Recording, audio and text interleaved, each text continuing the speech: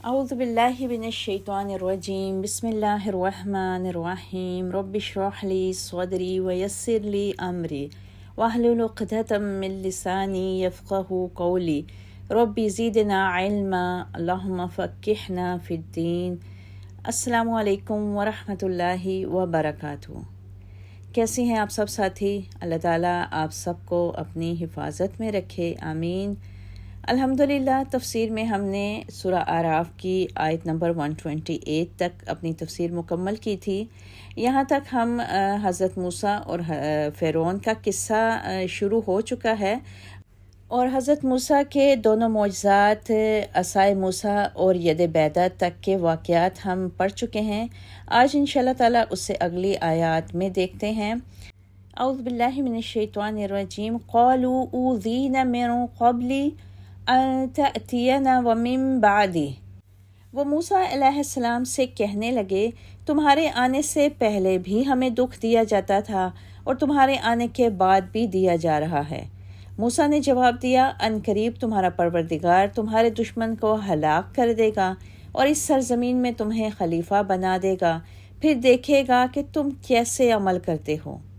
پھر ہم نے آل فرعون کو کئی سال تک قحط اور پیداوار کی کمی میں مبتلا رکھا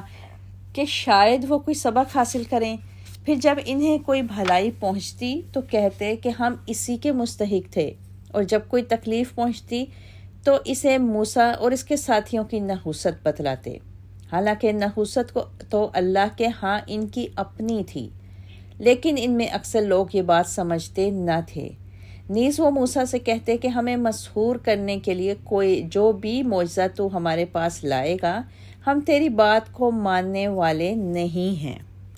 اب یہاں پر ان آیات میں بنی اسرائیل کی طرف سے بتایا جا رہا ہے کہ جب بنی اسرائیل کو دوبارہ ایسی تمام سخت قسم کی آزمائشوں میں ڈالا گیا اور وہ سخت پریشان ہو گئے، تو انہوں نے سیدنا موسیٰ علیہ السلام سے فریاد کے طور پر کہنے لگے کہ تمہارے آنے سے پہلے بھی ہم پر ظلم کیا جاتا تھا، اور اب تم پر ایمان لانے کے بعد بھی ہم دوبارہ وہی ظلم و ستم سہ رہے ہیں۔ تو موسیٰ علیہ السلام نے انہیں صبر کی تلقین کرتے ہوئے فرمایا کہ اللہ تعالیٰ ایسے ظالموں کا ظلم توڑ کے رکھ دے گا،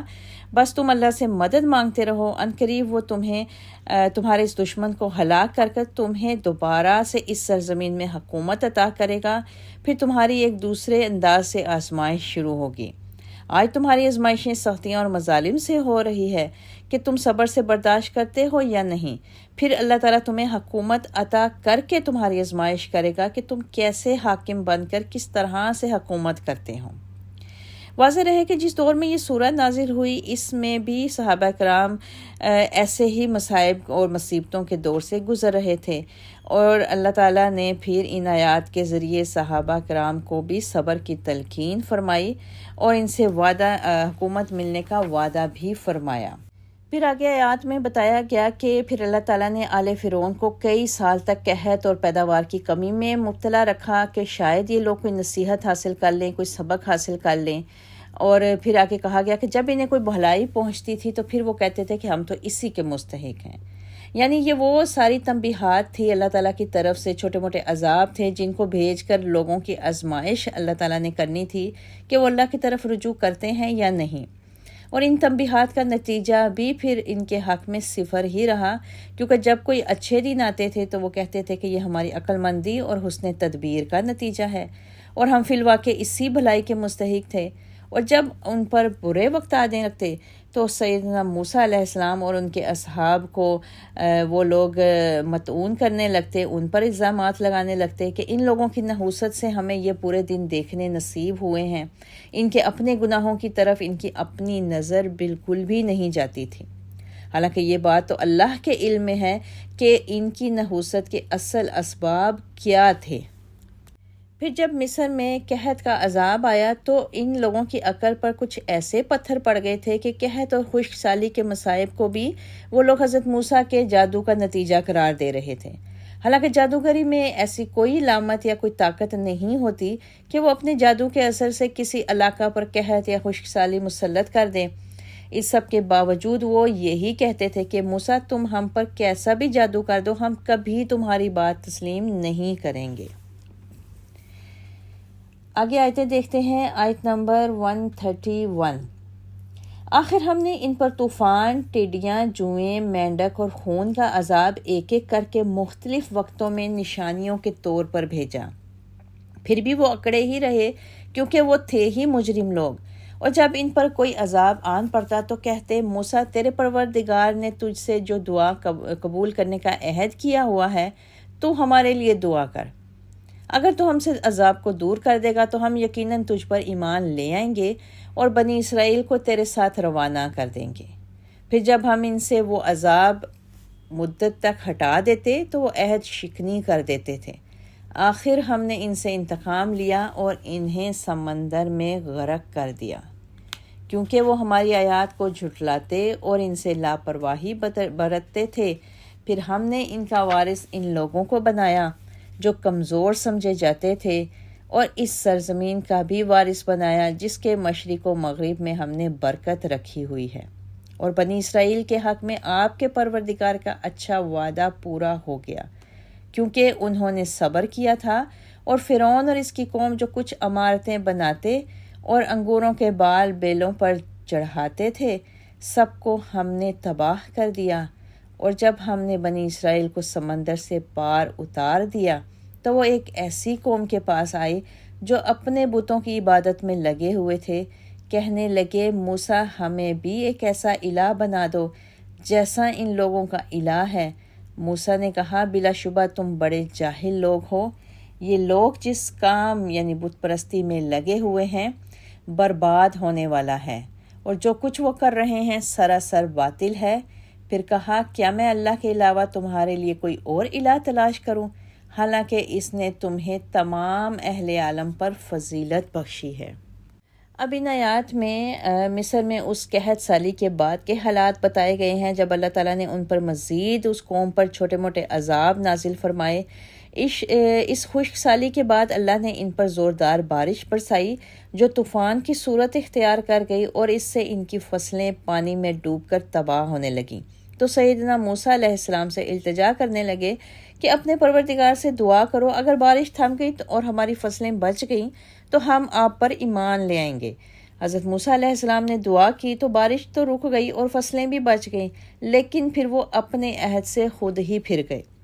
تو اس کی سزا کے طور پر پھر اللہ تعالیٰ نے ان کی پکی ہوئی تیار فصلوں پر ٹڈیوں کے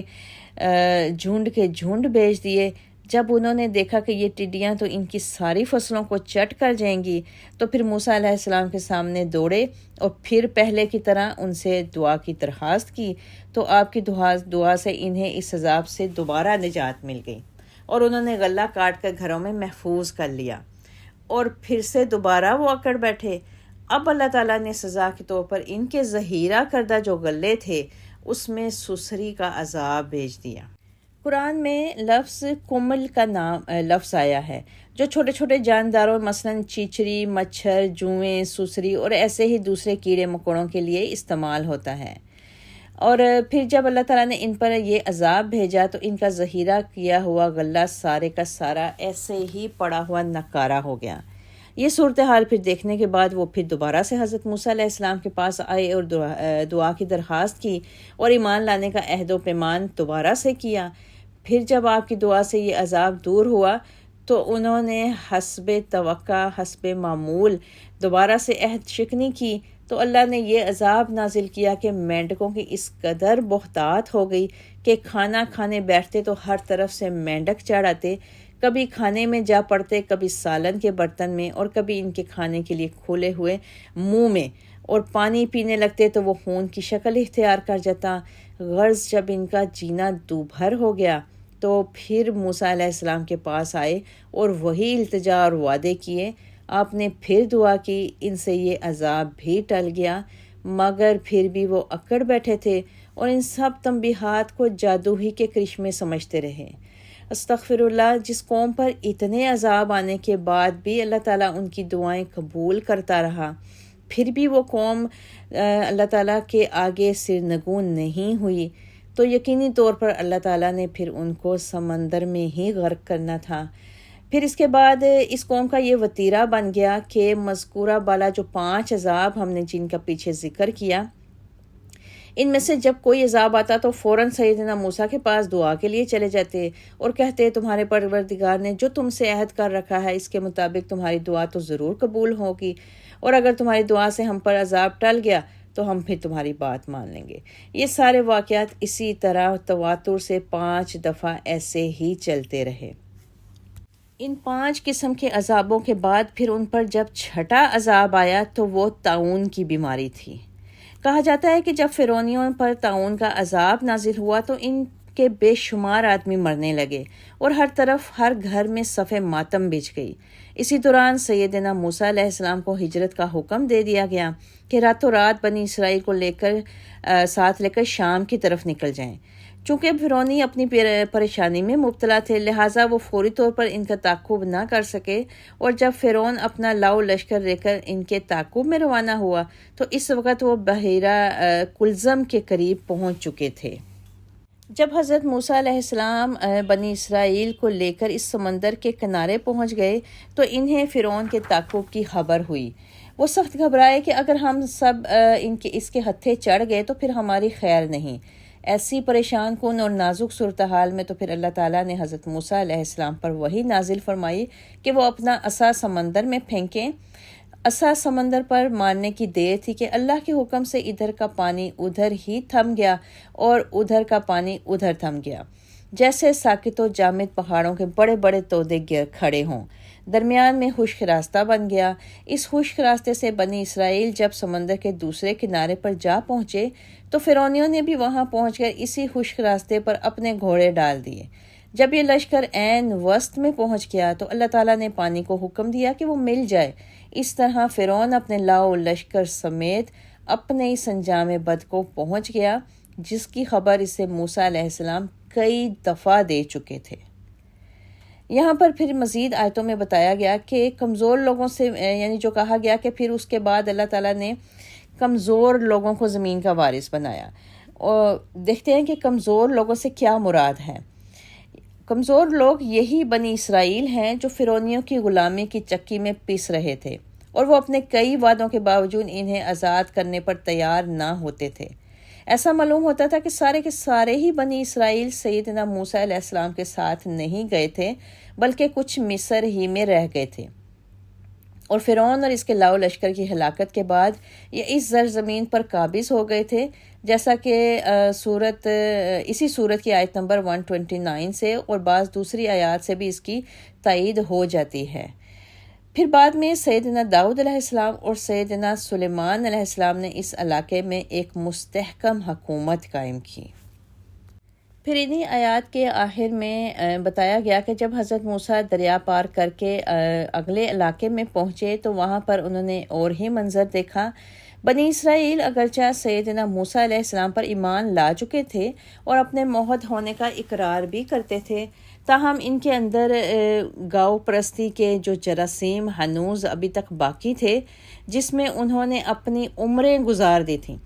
سمندر پار کرتے ہی انہوں نے کچھ لوگوں کو دیکھا کہ وہ بچھڑے کا ایک پیتل کا بنا ہوا بت عبادت خانے میں اپنے سامنے رکھ کر اس کی پوجا پاٹ میں مشغول ہیں۔ انہیں دیکھ کر بنی اسرائیل کو اپنی پرانی یاد تازہ ہو گئی اور گاؤ پرستی کے لیے جی للچایا، حتیٰ کہ موسیٰ علیہ السلام کو یہ بات کہہ بھی دی کہ موسیٰ علیہ السلام نے انہیں کہا کہ یہ تم کیسی جہالت کی باتیں کر رہے ہو، ابھی تک یہ بات تمہاری سمجھ میں نہیں آ سکی کہ عبادت کے لائق صرف اور صرف اللہ کی ذات ہے۔ پھر آیات میں بتایا گیا کہ ان لوگوں نے حضرت موسیٰ سے پھر یہ ڈیمانڈ کر دی کہ ہمیں بھی ایسا ایک بت بنا دو جس کی ہم عبادت کریں۔ اصل میں تو ہم اللہ تعالیٰ کی ہی عبادت کرتے ہیں، لیکن ہمیں ایک نشانی کے طور پر ایسا ایک بت بنا دیجئے جس کی ہم پوجا پاٹ شروع کر دیں۔ تو اس پر پھر حضرت موسیٰ علیہ السلام نے ان کو کہا کہ میرا تو مشن ہی یہی ہے کہ ایسے بتوں کو برباد کر دوں اور ایسے باطل پرستوں کو ختم کر دوں، اور ایک تم لوگ ہو کہ مجھ سے دوبارہ سے پھر یہ کہہ رہے ہو کہ میں تمہیں بت بنا کر دوں۔ اللہ نے تمہیں فضیلت بخشی، اس لیے تو نہیں بخشی کہ تم اپنے سے حقیر اور اپنے ہاتھوں سے بنائی ہوئی چیزوں کے سامنے سجدہ ریز ہو جاؤ، لہٰذا ایسی جہالت کی باتیں نہ کرو۔ آیت 141 وَإِذْ أَنْجَيْنَاكُمْ مِنْ آلِ فِرْعَوْنَ، اور اے بنی اسرائیل، وہ وقت یاد کرو جب ہم نے تمہیں فرعونیوں سے نجات دی، وہ تمہارے بیٹوں کو مار ڈالتے تھے اور تمہاری عورتوں کو زندہ رہنے دیتے تھے، اور اس میں تمہارے لیے تمہارے پروردگار کی طرف سے ایک بڑی آزمائش تھی، اور ہم نے موسیٰ علیہ السلام سے 30 راتوں کا وعدہ کیا، پھر اسے 10 مزید راتوں سے پورا کیا، تو اس کے پروردگار کی مقررہ مدت 40 راتیں پوری ہو گئیں۔ اور جاتے وقت موسیٰ علیہ السلام نے اپنے بھائی ہارون علیہ السلام سے کہا، تم میری قوم میں میرے خلیفہ بنو، اصلاح کرتے رہنا اور فساد کرنے والوں کی راہ پر نہ چلنا۔ اور جب موسیٰ علیہ السلام ہمارے مقررہ وقت اور جگہ پر آ گئے اور اس سے اس کے پروردگار نے کلام کیا، موسیٰ علیہ السلام نے عرض کیا، پروردگار مجھے اپنا آپ دکھلا دیجئے کہ میں ایک نظر آپ کو دیکھ سکوں۔ اللہ تعالیٰ نے فرمایا، تو مجھے ہرگز نہ دیکھ سکے گا، البتہ اس پہاڑ کی طرف دیکھ، اگر یہ اپنی جگہ پر برقرار رہا تو بھی مجھے دیکھ سکے گا۔ پھر جب اس کے رب نے پہاڑ پر تجلی کی تو اس سے ریزہ ریزہ کر دیا، اور موسیٰ علیہ السلام غش کھا کر گر پڑے۔ پھر جب انہیں کچھ افاقہ ہوا تو کہنے لگے، تیری ذات پاک ہے، میں تیرے حضور توبہ کرتا ہوں اور میں سب سے پہلے ایمان لانے والا ہوں۔ اب ان آیات میں اس چیز کی تفصیل بتائی گئی ہے کہ جب بنی اسرائیل کو غلامانہ زندگی سے نجات مل گئی تو اب انہیں ایک ضابطہ یا شریعت کی اشد ضرورت تھی۔ اسی غرض کے لیے اللہ تعالیٰ نے حضرت موسیٰ علیہ السلام کو کوہ سینا پر بلایا کہ یہاں مبارک وادی میں آ کر تنہائی میں اللہ کی عبادت کریں، اور اس کے لیے کم از کم مدت 1 ماہ اور زیادہ سے زیادہ مدت 40 دن مقرر کی گئی تھی۔ تاہم سورہ بقرہ میں ہم 40 راتوں کا ذکر پڑھ چکے ہیں۔ اس عرصے کے لیے آپ کو یہ حکم تھا کہ دن کو روزے سے رہیں اور شب و روز اللہ کی عبادت اور تفکر و تدبر کر کے اور دل و دماغ کو یکسو کر کے اللہ تعالیٰ کی طرف سے نازل شدہ جو شریعت ہے اسے یاد کرنے کی استطاعت اپنے اندر پیدا کر سکیں۔ حضرت موسیٰ علیہ السلام اپنی قوم کی مترون مزاجی اور ضعیف الاعتقادی کا پورا تجربہ رکھتے تھے، اس لیے کوہ سینا کو روانہ ہونے سے پہلے انہوں نے اپنے بھائی سیدنا ہارون علیہ السلام کو اس بات کی تاکید کر گئے کہ اگر یہ لوگ میرے بعد کسی طرح کی گڑبڑ پیدا کرنے کی کوشش کریں تو ان کی اصلاح ضرور کرتے رہنا، اور فساد پیدا کرنے والوں کی بات ہرگز نہ ماننا۔ گویا اس قوم کی قیادت کے جو اختیارات سیدنا موسیٰ علیہ السلام کے پاس تھے وہ آپ نے سب لوگوں کے سامنے سیدنا ہارون علیہ السلام کو تفویض کر دیے۔ قوم کے متعلق سیدنا موسیٰ علیہ السلام کا خدشہ 100% درست نکلا۔ سیدنا موسیٰ کے جانے کے بعد جلد ہی لوگوں نے دوبارہ سے گاؤ پرستی یعنی گائے کی پرستش کرنا شروع کر دی۔ سیدنا ہارون نے انہیں اپنی حد ممکنہ کوشش کر کے سمجھایا، لیکن یہ قوم کچھ ایسی اکھڑ واقعہ ہوئی تھی کہ سیدنا ہارون کے حکم کو کچھ اہمیت ہی نہیں دیتی تھی۔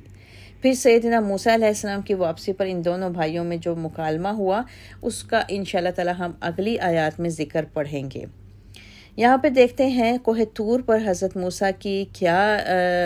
حالات و واقعات تھے۔ 40 دن کی اس شبانہ روز جو عبادت اور ریاضت تھی، اس کے بعد اللہ تعالیٰ نے حضرت موسیٰ علیہ السلام کو کئی مخصوص اور ممتاز رنگ میں شرف کلام بخشا۔ آپ کو بلا واسطہ اللہ کی بات سننے سے عجیب قسم کی لذت محسوس ہوئی، اور اسی لذت کے اثر سے دل میں اللہ تعالیٰ سے کلام کرنے کا، ان کو دیکھنے کا، دیدار کرنے کی آرزو پیدا ہوئی۔ تو بے ساختہ دیدار کے لیے درخواست کر دی کہ یا الہی درمیان سے یہ حجاب کو دور کر دے تاکہ میں تجھے ایک نظر دیکھ سکوں۔ تو اللہ تعالیٰ کی طرف سے جواب ملا کہ تم اس فنا ہونے والے وجود اور فانی آنکھوں سے میرے دیدار کے کبھی بھی متحمل نہیں ہو سکو گے۔ اگر اتنی ہی آرزو ہے تو اس پہاڑ کی طرف دیکھو جس پر میں تھوڑا سا اپنا تجلی کا پرتو ڈالوں گا۔ اگر پہاڑ اس پرتو کو برداشت کر سکا اور وہ اپنی جگہ قائم رہا تو شاید تم بھی برداشت کر سکو۔ اور یہ بات اللہ تعالیٰ کو بخوبی معلوم تھی کہ یہ پرتو پہاڑ برداشت نہیں کر سکے گا، اور نہ ہی موسیٰ علیہ السلام برداشت کر پائیں گے، جیسا کہ پہلے ہی کہہ دیا تھا۔ اور یہ بات صرف اس لیے اللہ تعالیٰ نے کہی کہ سیدنا موسیٰ کی دل شکنی نہ ہو۔ چنانچہ جب اللہ تعالیٰ نے پہاڑ پر اپنا پرتو ڈالا تو وہ ریزہ ریزہ ہو کر زمین بوس ہو گیا، اور حضرت موسیٰ علیہ السلام جو پاس کھڑے یہ منظر دیکھ رہے تھے اس دہشت سے بے ہوش ہو کر گر پڑے۔ جب ہوش آیا تو پہلی بات انہوں نے یہ کی کہ میں نے جو یہ ناجائز قسم کا مطالبہ کر دیا تھا میں اس سے توبہ کرتا ہوں، اے اللہ تیری عظمت و جلال کا اقرار کرتا ہوں اور اس بات پر ایمان لاتا ہوں کہ اس فانی دنیا میں اور ان فانی آنکھوں سے تیرا دیدار ناممکن ہے۔ ہمیں احادیث سے پتہ چلتا ہے کہ جب یہ فانی دنیا ختم ہو جائے گی، تبدیل ہو جائے گی اور انسانی قوا اور بالخصوص اس کی آنکھوں میں ایسی تبدیلی لائی جائے گی کہ وہ دیدار الہی کی متحمل ہو جائیں گی، تو ایک دفعہ ان لوگوں پر بھی ایسا ہی غشی کا دورہ پڑے گا جیسے موسیٰ علیہ السلام پر اس دنیا میں طاری ہوا تھا، اور سب کے سب لوگ بے ہوش ہو جائیں گے۔ سیدنا ابو سعید خدری رضی اللہ تعالیٰ عنہ کہتے ہیں کہ ایک یہودی آپ صلی اللہ علیہ وسلم کے پاس آیا اور کہنے لگا، محمد صلی اللہ علیہ وسلم، تمہارے ایک انصاری صحابی نے میرے منہ پر تماچا مارا ہے۔ آپ صلی اللہ علیہ وسلم نے اسے بلا کر پوچھا کہ تم نے اس کے منہ پر کیوں تماچا مارا ہے؟ وہ صحابی کہنے لگا، یا رسول اللہ، میرا یہود پر گزر ہوا تو اس شخص نے کہا کہ اللہ کی قسم جس نے موسیٰ پیغمبر کو سارے لوگوں میں سے چن لیا۔ میں نے کہا، کیا وہ محمد صلی اللہ علیہ وسلم سے بڑھ کر ہیں؟ مجھے غصہ آیا تو میں نے ایک تماچا لگا دیا۔ یہ سن کر آپ صلی اللہ علیہ وسلم نے فرمایا، دیکھو، مجھے دوسرے پیغمبروں پر فضیلت نہ دو۔ قیامت کے دن سب لوگ بے ہوش ہو جائیں گے، میں سب سے پہلے ہوش میں آؤں گا تو دیکھوں گا کہ موسیٰ مجھ سے پہلے عرش کا پایا تھامے کھڑے ہیں۔ میں یہ نہیں جانتا کہ انہیں مجھ سے پہلے ہوش آ جائے گا یا وہ بے ہوش ہی نہ ہوں گے، کیونکہ وہ دنیا میں کوہ طور پر بے ہوش ہو چکے ہیں۔ آخرت کی زندگی میں انشاءاللہ تعالی مومنوں کو اللہ کا دیدار نصیب ہوگا۔ یہ چیز ہم احادیث میں پڑھ چکے ہیں انشاءاللہ تعالی۔ آیت 144، قال یا موسیٰ انی اصطفیتک علی الناس۔ اللہ تعالیٰ نے فرمایا، موسیٰ، میں نے تجھے اپنی رسالت اور ہم کلامی کے لیے تمام لوگوں پر ترجیح دیتے ہوئے تجھے منتخب کر لیا ہے۔ جو کچھ میں تجھے دوں اس پر عمل پیرا ہو اور میرا شکر گزار بن جا۔ اور اس کے لیے ہم نے تختیوں میں ہر طرح کی نصیحت اور ہر ایک بات کی تفصیل لکھ دی ہے، اور حکم دیا اس پر مضبوطی سے عمل کرو، اور اپنی قوم کو بھی حکم دو کہ وہ ان پر اچھی طرح عمل کریں۔ ان قریب میں تمہیں فاسقوں کا گھر دکھاؤں گا اور اپنی آیتوں سے ان لوگوں کی نگاہیں پھیر دوں گا جو بلا وجہ زمین میں اکڑتے ہیں۔ وہ حق کوئی بھی نشانی دیکھ لیں اس پر ایمان نہ لائیں گے، اور وہ راہ ہدایت دیکھ لیں تو اسے اختیار نہیں کرتے، اور اگر گمراہی کی راہ دیکھ لیں تو اسے فوراً اختیار کرتے ہیں۔ ان کی یہ حالت اس لیے ہے کہ انہوں نے ہماری آیات کو جھٹلا دیا اور ان سے بے پرواہی کرتے رہے، اور جن لوگوں نے ہماری آیات کو اور آخرت کی ملاقات کو جھٹلایا ان کے اعمال ضائع ہو گئے، اور انہیں وہی کچھ بدلہ دیا جائے گا جو کام وہ دنیا میں کرتے رہے ہیں۔ اب ان آیات میں بتایا گیا کہ اللہ تعالیٰ کا دیدار تو حضرت موسیٰ نہ کر سکے، لیکن اس کے بدلے اللہ تعالیٰ نے ان کو کچھ فضیلتیں اور نعمتیں عطا کی تھیں، جو کہ ان آیات میں پھر اللہ تعالیٰ نے ان کو بتائیں اور کہا کہ اگر دیدار نہیں ہو سکا تو تھوڑی نعمتیں اور فضیلتیں آپ کو عطا کی ہیں، آپ کو اپنا رسول بنایا اور براہ راست ہم کلامی کا شرف بخشا، اور تمام جہان سے آپ کو منتخب کر لیا ہے، لہٰذا اب میں جو شرعی احکامات آپ کو دے رہا ہوں ان پر اچھی طرح عمل کریں اور ان نعمتوں پر میرا شکر ادا کرتے رہیں۔ پھر آگے تورات کی تختیوں کا ذکر کیا گیا۔ بعض علماء کہتے ہیں کہ تورات انہی تختیوں پر لکھی گئی تھی، اور بعض کہتے ہیں کہ ان تختیوں میں صرف چند جامع اور بنیادی احکامات لکھے گئے تھے،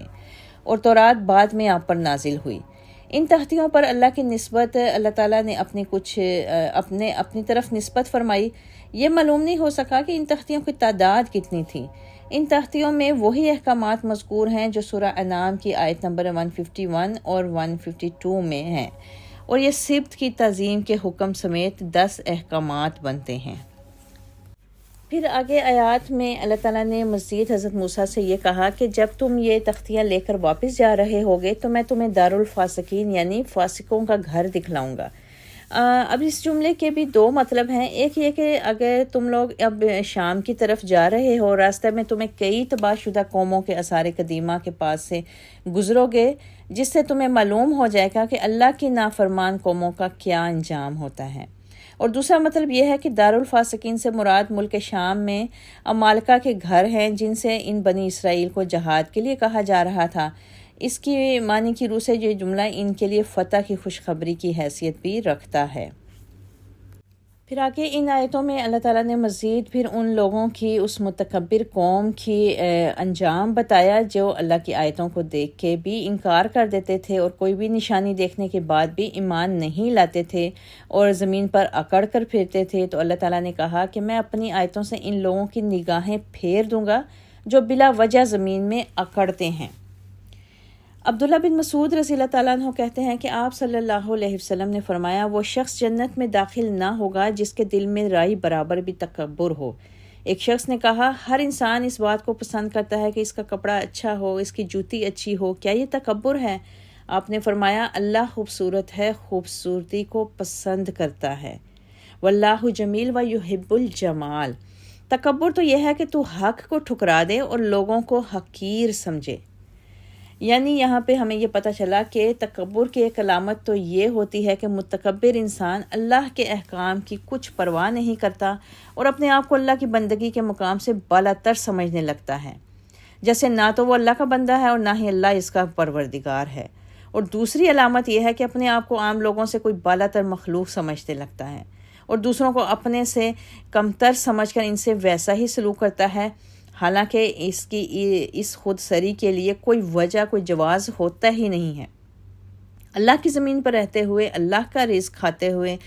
کسی کو حق نہیں پہنچتا کہ وہ اللہ کا نافرمان اور متکبر بن کر رہے. اسی لیے اللہ تعالیٰ نے یہاں پر بغیر الحق کے الفاظ استعمال فرمائے ہیں.